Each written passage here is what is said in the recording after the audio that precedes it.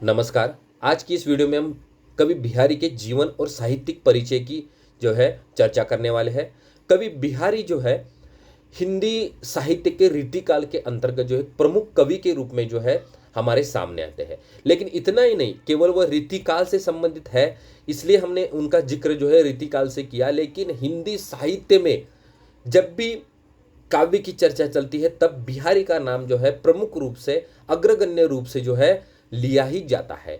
बिहारी जो है रीति काल के रीति सिद्ध शाखा के एक प्रमुख कवि के रूप में आते हैं। तो हमें बिहारी का जीवन और साहित्यिक परिचय जो है देखना है। अब बिहारी का जन्म जो है ग्वालियर में संवत 1652 में हुआ था।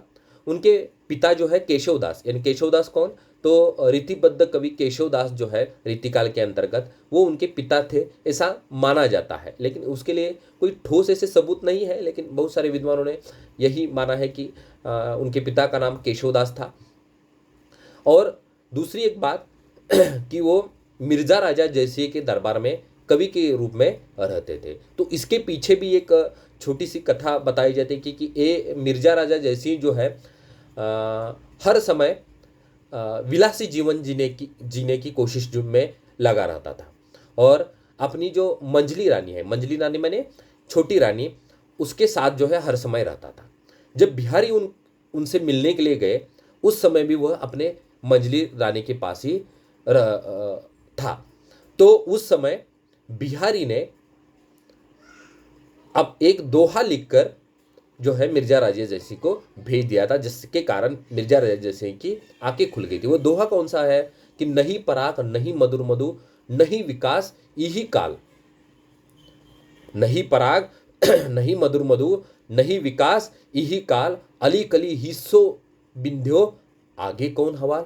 यानी आप यदि फूल बनने से पहले यदि कली का उपभोग करना चाहेंगे, उसमें से मधु निकालना चाहेंगे, तो वो उसमें से मधु नहीं आएगा और वो फूल नहीं बन पाएगी, और वह उसमें से हम कभी भी मधु नहीं निकाल पाएंगे, उसमें से पराग भी हमें नहीं मिलेगा। तो इस दोहे के कारण जो है राजा की आंखें खुल जाती है और राजा बहुत खुश हो जाते हैं, और उसके बाद वह अपने प्रजा की तरफ भी ध्यान देने की कोशिश में लगे रहते हैं और बिहारी को अपने दरबार कवि के रूप में चयनित कर देते हैं। और उसके बाद वो जितने भी बिहारी ने दोहे लिखे हैं उसमें से एक दोहे के लिए उनको एक एक अशर्फी मिलती थी। ठीक है, तो ये है उनका जीवन परिचय। उसके साथ साथ वे जाति से एक ब्राह्मण थे। इनकी बाल्यावस्था जो है बुंदेलखंड में जो है बीती थी ऐसा बताया जाता है। तो उसके बाद जो है हम साहित्यिक परिचय को देखने वाले हैं। तो साहित्यिक परिचय हम देख सकते हैं कि बिहारी ने अपने जीवन में एक ही रचना लिखी है, वह है बिहारी सतसई। वो आप ध्यान में रखें कि बिहारी सतसई इनकी एकमात्र रचना है। हमें ऑब्जेक्टिव के लिए ये भी पूछा जा सकता है कि बिहारी की एकमात्र रचना का नाम क्या है। और बिहारी जो है श्रृंगारी कवि के रूप में प्रसिद्ध है, ये भी हमें ध्यान रखना जरूरी है। उसके साथ साथ बिहारी जो है रीतिकाल के जो 3 प्रकार के कवि थे, रीतिबद्ध, रीति सिद्ध और रीति मुक्त, उसमें से रीति सिद्ध के अंतर्गत जो है बिहारी आते हैं। उन्होंने क्या किया था कि जितने भी लक्षण ग्रंथ लिखे गए थे उनके आधार पर अपने दोहों की रचना की हुई दिखाई देती है।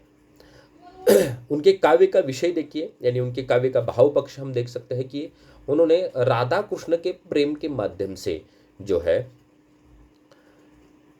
प्रेम का अत्यंत मांसल वर्णन करने की कोशिश की हुई दिखाई देती है। अब जितने भी सारे बाकी के कवि हैं उन्होंने राधा कृष्ण के प्रेम को का चित्रण, यानी जैसे भक्ति काल के अंतर्गत देख सकते हैं आप, सूरदास को देख सकते हैं, मीराबाई को देख सकते हैं। तो उन्होंने क्या किया था कि राधा कृष्ण का अलौकिक वर्णन जो है ईश्वरीय प्रेम को चित्रित करने की कोशिश की थी। लेकिन यहाँ पर राधा कृष्ण का नाम लेकर जो उन्होंने प्रेम का मांसल वर्णन जो है किया हुआ दिखाई देता है।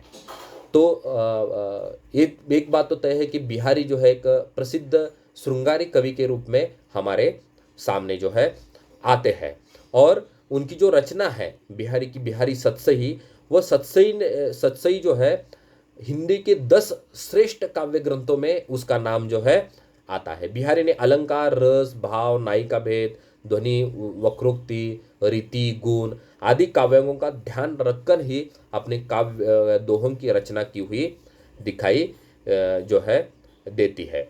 और उनके दोहे जो है बहुत ही सटीक और सुंदर ऐसे दोहे उन्होंने लिखे हुए हैं। कई जगहों पर अत्यंत मांसल वर्णन है, कई जगहों पर अतिशयोक्तिपूर्ण वर्णन है, लेकिन उनके दोहों ने जो है गागर में सागर भरने का काम जो है किया है। जैसे कहा किसी ने ठीक ही कहा है उस संदर्भ में, देखिए कि सतसैया के दोहरे जो नावक के तीर देखन में छोटे लगे घाव करे गंभीर। यानी दोहे अत्यंत छोटे हैं लेकिन उन्हें घाव कितने कैसे किए हैं, गंभीर घाव किए हुए दिखाई देते हैं।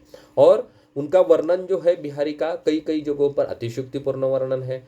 उन्होंने श्रृंगार के दोनों पक्ष यानी संयोग श्रृंगार और वियोग श्रृंगार का अत्यंत सटीक रूप में वर्णन किया जाता है, किया हुआ दिखाई देता है। संयोग श्रृंगार माने नायक नायिका के मिलन का वर्णन। जैसे देखिए कि कहत नटत रिजत खिजत मिलत लजियात भरे भवन में करे है नैनन हु सो बात। यानी नायक और नायिका आंखों ही आंखों में एक दूसरे से बातें कर रहे हैं और वह भरे भवन में बातें कर रहे हैं आंखों ही आंखों से। ऐसा वर्णन उन्होंने अपने दोहों में किया हुआ दिखाई देता है। तो संयोग के ऐसे बहुत सारे दोहे जो है हमें दिखाई देते हैं। इसके बाद जो है बिहारी ने एक दोहा ऐसा उन्होंने वर्णन किया है कि नायिका जो है यानी अतिशयोक्तिपूर्ण वर्णन है वह, और विरह का वर्णन है, सॉरी वह विरह का वर्णन है, संयोग का वर्णन वह नहीं है, कि नायिका विरह में इतनी डूब चुकी है, इतनी डूब चुकी है और उनका उसका विरह ताप इतना बढ़ा हुआ है कि पूरे गांव का तापमान बढ़ा हुआ है। अब हम एक बात तो देख सकते हैं, किसी का तापमान यदि बढ़ जाता है, किसी को टेम्परेचर बढ़ जाता है तो पूरे गांव का तापमान बढ़ जाना जो है ये अतिशयोक्तिपूर्ण वर्णन है। लेकिन यहाँ पर जो है विरह का वर्णन जो है अत्यंत गहराई के रूप में करने के लिए बिहारी ने ऐसा वर्णन जो है अतिशयोक्तिपूर्ण वर्णन जो है अपने काव्य में किया हुआ दिखाई देता है। और यहाँ पर जो है उनके राधा कृष्ण जो नायक नायिका है वह ईश्वरीय नायक नायिका नहीं है, यानी ईश्वर रूप में उनको चित्रित नहीं किया है। तो एक सामान्य नायक नायिका के रूप में उनको जो है चित्रित करने का काम किया है और उनके अनंत लीलाओं का वर्णन उन्होंने अपने दोहों के माध्यम से जो है किया हुआ दिखाई देता है। कई दोहे जो है वासनात्मक और अश्लील माने जाते हैं, उसमें प्रेम का उच्च रूप नहीं ऐसा माना जाता है, लेकिन उस युग के अनुरूप राजा महाराजाओं को रिझाने के अनुरूप उन्होंने वो दोहे जो है लिखे थे, ऐसा हम कह सकते हैं। उसके बाद जो है बिहारी जो है अपनी दोहों की रचना जो है शुद्ध ब्रज भाषा में जो है करते थे। यानी अपने अपने दोहों में उन्होंने किस भाषा का प्रयोग किया है, तो ब्रज भाषा का प्रयोग किया हुआ हमें दिखाई देते हैं। और कई लोग ये पूछते हैं कि बिहारी ने जो है केवल श्रृंगारिक दोहे लिखे हैं क्या, तो श्रृंगारिक दोहे तो ज़्यादातर लिखे हैं, लेकिन उसके साथ साथ भक्ति और नीति संबंधी भी दोहे लिखे हैं। लेकिन कुछ ही दोहे लिखे हैं, उंगलियों पर गिनने इतने, जिन्हें हम उंगलियों पर भी गिन सकते हैं, इतने दोहे ही केवल उन्होंने भक्ति और नीति संबंधी जो है लिखे हैं। तो इस कुछ दोहों के कारण हम उन्हें भक्त कवि या नीति कवि के रूप में हम उन्हें जान नहीं सकते हैं। तो बिहारी हिंदी साहित्य के रीतिकालीन शाखा के अंतर्गत या रीतिकालीन काल के एक सुप्रसिद्ध श्रृंगारिक कवि के रूप में, एक रीतिसद्ध कवि के रूप में जो है हमारे सामने आते हैं। तो आज के इस वीडियो में जो है इतना ही काफ़ी है। अगले वीडियो में हम जो है कवि भूषण जो वीर रस के कवि है उनका परिचय जो है देखने वाले हैं। धन्यवाद।